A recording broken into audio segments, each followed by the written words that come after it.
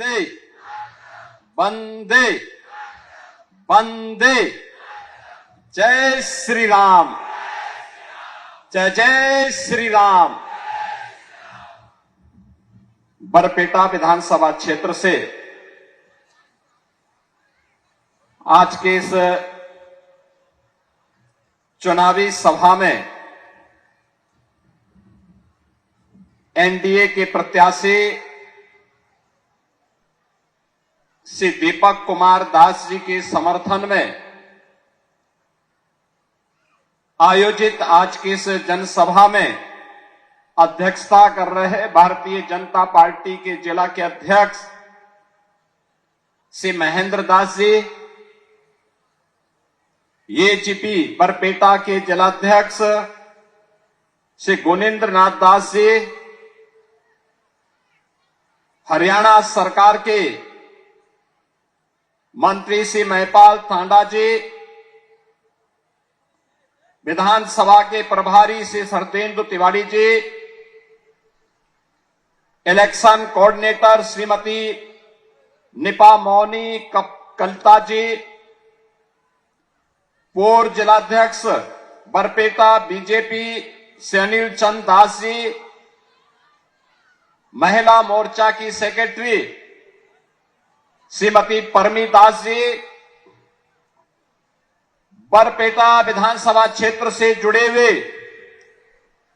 NDA के हमारे सभी पदाधिकारीगण, उपस्थित बहनों और भाइयों, सर्वप्रथम मां कामाख्या और असम की इस पावन धरा को मैं कोटि कोटि नमन करते हुए आप सभी का मैं हृदय से अभिनंदन करता हूं, स्वागत करता हूं। बहनों और भाइयों, असम की ये पावन धरा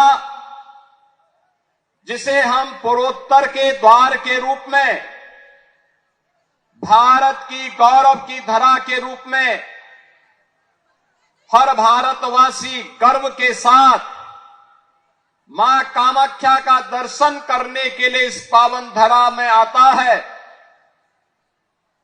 भारत की वैष्णव परंपरा की श्रीमद शंकर देव और माधव देव की इस पावन धरा को नमन करने के लिए आता है।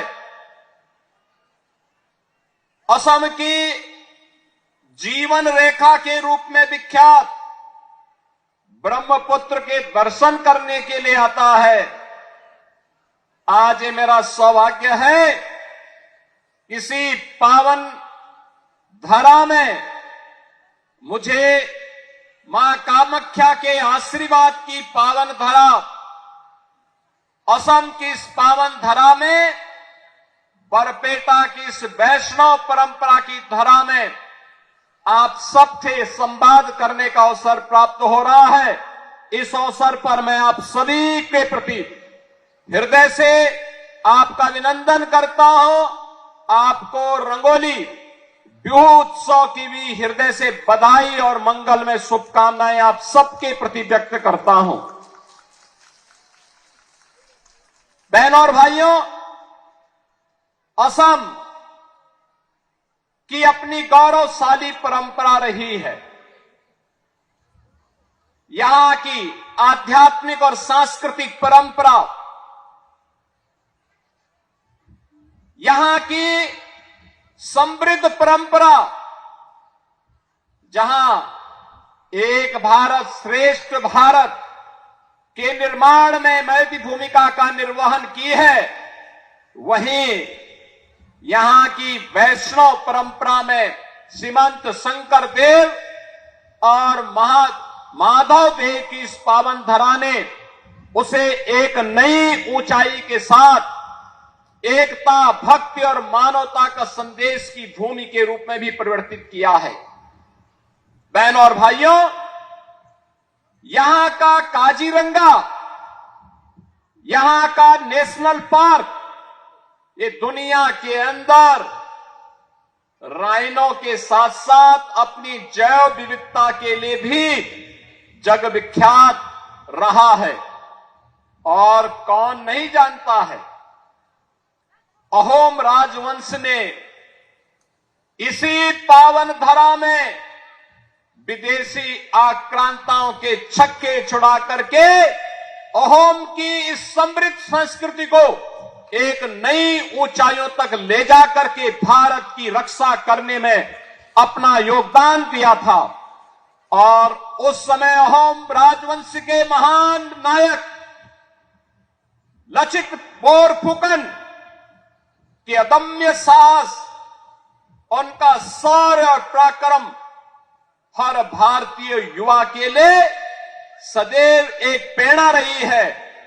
आज उसी असम की पावन धरा में, जिस पावन धरा ने अपनी मेहनत से, अपने परिश्रम और पुरुषार्थ से चाय के बगान की, चाय की चुस्की को दुनिया तक पहुंचाने का काम किया है, आज वह चाय अपने साथ डबल इंजन सरकार की मेहनत का परिणाम, आदरणीय प्रधानमंत्री जी की प्रेरणा से चाय के साथ साथ चिप के उत्पादन की केंद्र भूमि भी बन रही है। आज उसी पावन धरा को, जिस पावन धरा ने सांस्कृतिक और संगीत की कला के एक महानायक के रूप में भूपेन हजारिका को जन्म दिया, ये वही धरा है।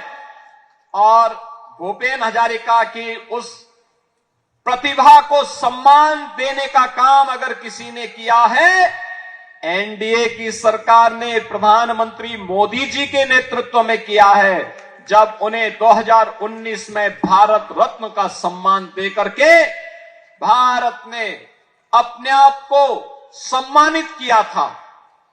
बहनों और भाइयों, असम की इस परंपरा को गोपीनाथ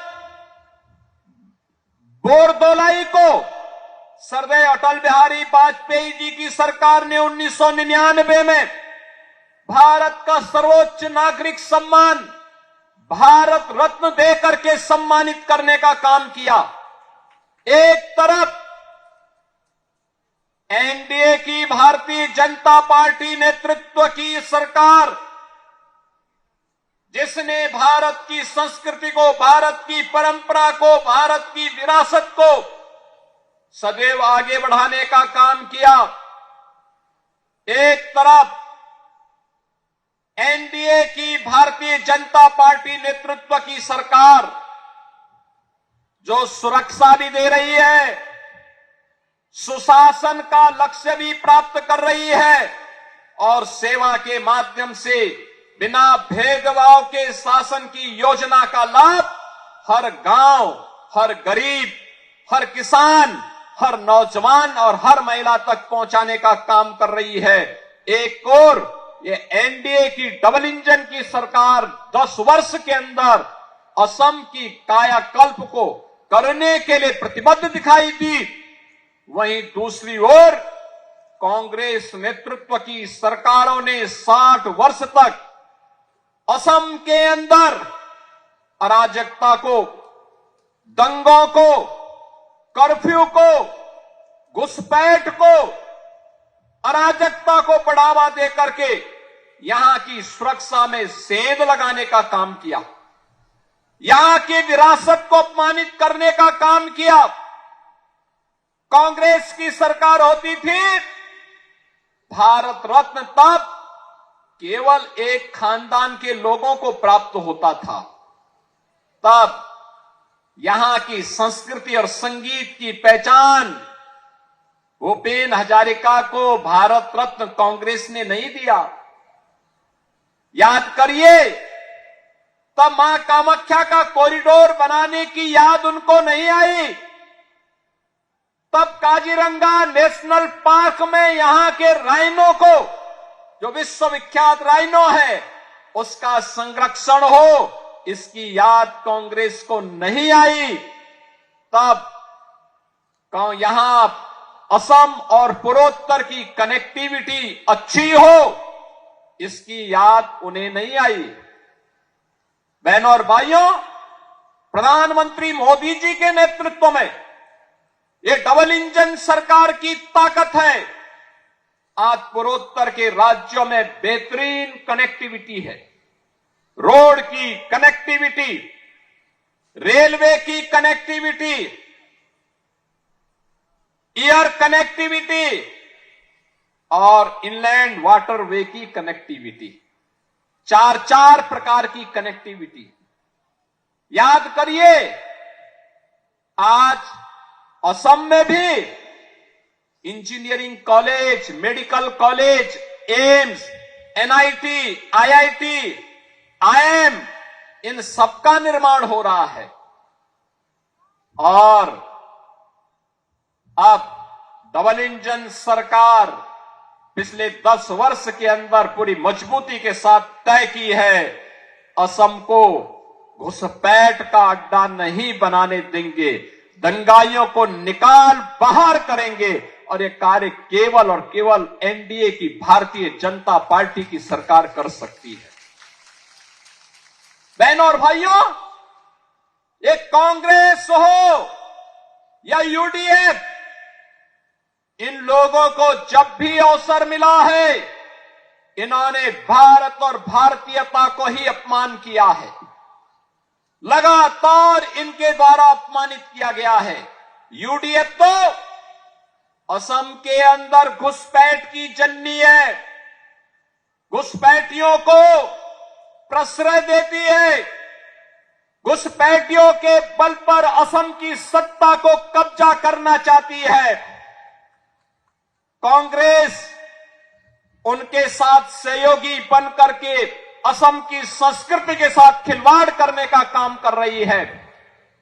लेकिन एनडीए की डबल इंजन की ये सरकार असम को असम की संस्कृति के साथ जोड़ करके असम की सांस्कृतिक धरोहर को सुरक्षित करते हुए, उसका संरक्षण करते हुए, एक एक घुसपैठी को असम की धरती से बाहर करके यहां की डेमोग्राफी को चेंज करने की साजिश को विफल करने का काम अगर कोई कर रही है तो डबल इंजन की एनडीए की असम की सरकार कर रही है। वह विरासत का सम्मान भी कर रही है और असम के अंदर बेहतरीन विकास का काम भी कर रही है। बहनों और भाइयों, ये काम केवल मोदी जी के मार्गदर्शन और नेतृत्व में डबल इंजन की एनडीए की भारतीय जनता पार्टी की सरकार ही कर सकती है। देश के अंदर जहां जहां भी एनडीए की बीजेपी की गवर्नमेंट है, बीजेपी ने वह करके दिखाया है। याद करिए, अयोध्या में, उत्तर प्रदेश के अंदर राम जन्मभूमि के लिए आंदोलन चलता था। असम से भी राम भक्त जाते थे, हम नारा लगाते थे, राम लला हम आएंगे, मंदिर वहीं बनाएंगे। कांग्रेस थी, कांग्रेस ने कहा राम तो हुए ही नहीं। कांग्रेस के सहयोगी दलों ने राम के अस्तित्व को नकारने का काम किया। प्रधानमंत्री के रूप में मोदी जी आए, उत्तर प्रदेश में डबल इंजन की सरकार बनी। 500 वर्षों की जो तमन्ना थी, आज वह अयोध्या में साकार हुआ है। भव्य राम मंदिर का निर्माण हो गया है। अब उत्तर प्रदेश में कर्फ्यू नहीं लगता, नो कर्फ्यू नो दंगा, और यूपी में है सब चंगा। अब वहां दंगा नहीं है, वहां कर्फ्यू नहीं है, वहां सड़कों पे कोई नमाज नहीं पढ़ सकता।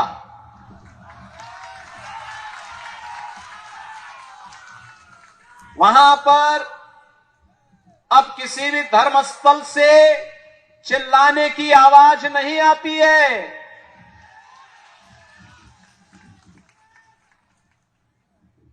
अगर किसी ने दंगा करने का दुस्साहस किया तो उसकी प्रॉपर्टी को जब्त करके वहां के गरीबों में, दलितों में, जनजातीय समुदाय के लोगों में बांट दी जाती है और कहा जाता कि इनका अधिकार है।